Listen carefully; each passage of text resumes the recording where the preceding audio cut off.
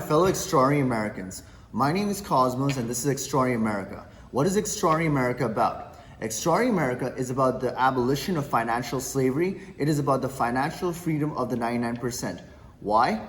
Well, you see, the essence of America and what it means to be an American has always been freedom, opportunity for a better life, and the pursuit of happiness. But most people in this country are not attaining that. They're going through what we call financial slavery.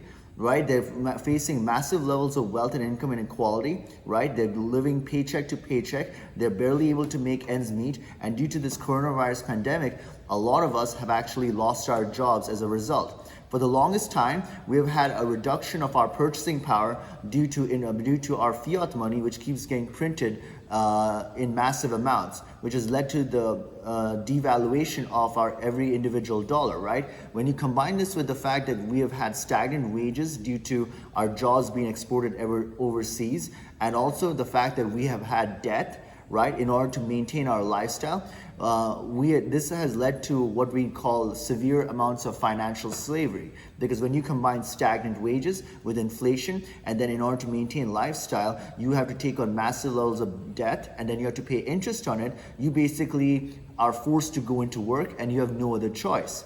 Right? And then the last thing is that in the near future, due to like the loss of jobs we had due to the pandemic and other factors, we're going to have a massive economic depression, and this is going to be followed by hyperinflation or the devaluation of our fiat money, because the way we're going to respond to it is we're going to print massive amounts of paper notes, which is backed by nothing.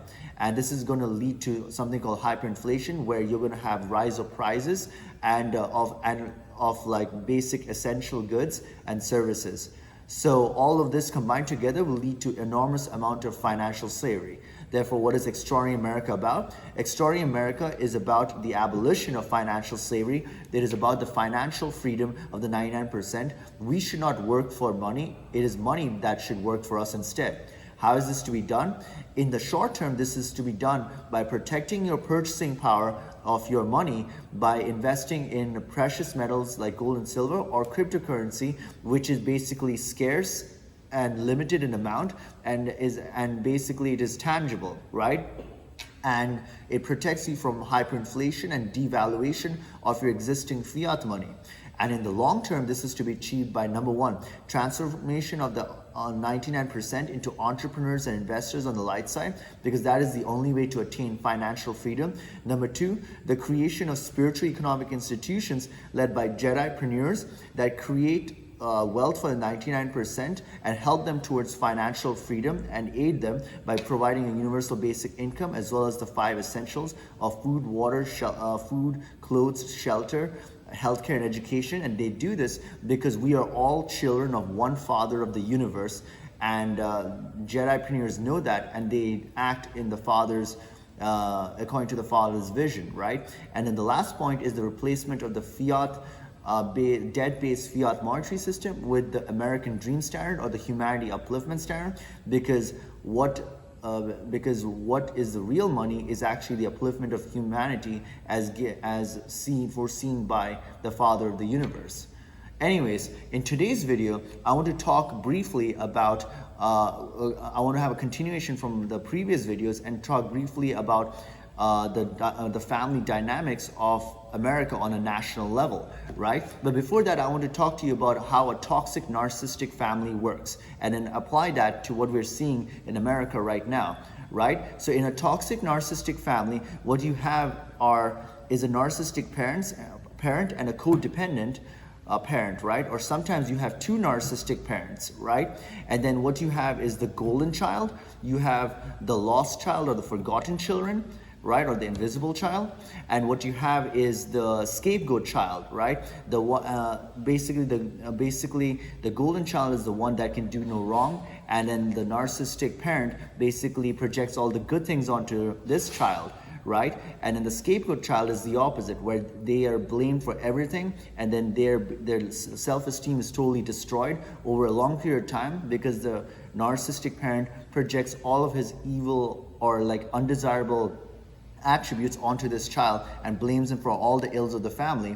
And in the middle, you have the lost or invisible children, right, or the forgotten child, right? In this case, where the narcissist parent does not care, like they basically think they don't exist at all, right? Because they're of no use to this narcissistic parent because they're not providing them with the supply that they need, right? And then you also have another, like there are many different types of in the narcissistic family, but these are the three main types. And another thing I have to add is the flying monkey, where the flying monkey child, right, where this child basically aids the narcissistic parent in scapegoating the other child, and basically they do this because they want the love of the narcissistic parent, right? So you have this basic definition, right, where you have a family dynamic. And let's be real, right? A lot of us have like normal families where our families are empathetic towards each other and they follow the law of one within their family, where where the parents love their children unconditionally, then they give love and affection, right? But there's some families that are just flat out dysfunctional, and these are what you call the narcissistic families, where it's the inverse role, where it is the parent that acts like the child and they expect the children to take care of them, their emotional needs and all of that, right? And so what does this have to do with America as a whole? And what I have to tell you is that basically in a previous video, I've been talking about how you have the right or the red or the conservatives and the Republican party on one hand, right? Or basically the ideology, and then you have the liberal, the blue, the feminine, right? Or you have what is called the mother, and you have like the father, right? The conservatives represent the father, the liberals represent the mother, right? And you can take them as the father and the mother of America, where America is considered the family, right? But here's the thing, right?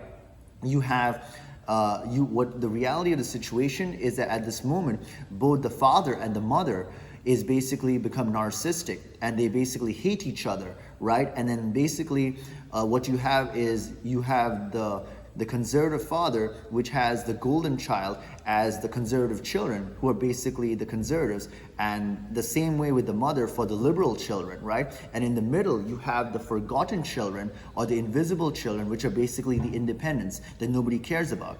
You have you have many people on the right that are basically acting like flying monkeys for people on the left, and there are many people on the left that are acting as flying monkeys for the narcissistic parent towards the people on the right. So what you have is a really chaotic, toxic family in America, right? It is basically a narcissistic family, and that's what it has become, right? You have this case where there's like flying monkeys on both sides attacking each other. You have the lost children in the middle who nobody's caring about, the independents, and then you have these two narcissistic parents where if you look at it objectively, they're both become narcissistic, right? And then they're both hating on each other, and then they're using the children against each other, and it's total chaos all around. And I know, right, when you're in a family, right, you're going to be attached to either the feminine or the masculine, right? Depending on your personal preference, you're going to prefer the conservative approach or the liberal approach, the masculine approach or the feminine approach, the approach of the right or the approach of the left, or you might be attracted to both and do so accordingly. What I'm trying to say, and what others are trying to say, is that what we need is an empath family, right? We have a narcissistic family, and what is the reality is that we should not be fighting each other. We should be solving the main issue, and that is to attain financial freedom for ourselves and for our fellow brothers and sisters in this country. And that is the most important thing that needs to be done. Yes, we are in a narcissistic family dynamic, but it is up to us to become the empaths.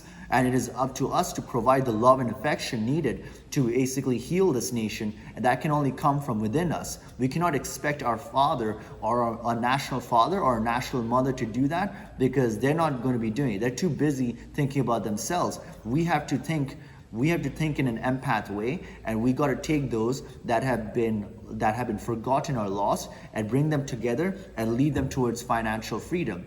And through a process of retrospection, create that empathy needed to make things back to normal. So what I'm trying to tell you is that right now, the entire condition in America is basically resembling a narcissistic, toxic family dynamic.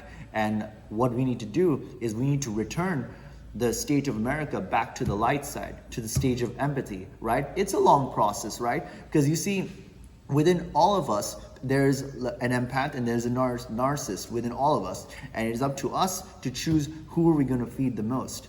But anyways, that's all I have to say for now. I want you to just simply understand the dynamic, right? It's not about conservative and liberal. It's not about left and right. You need both. And you need both in moderate amounts. What you need is a family.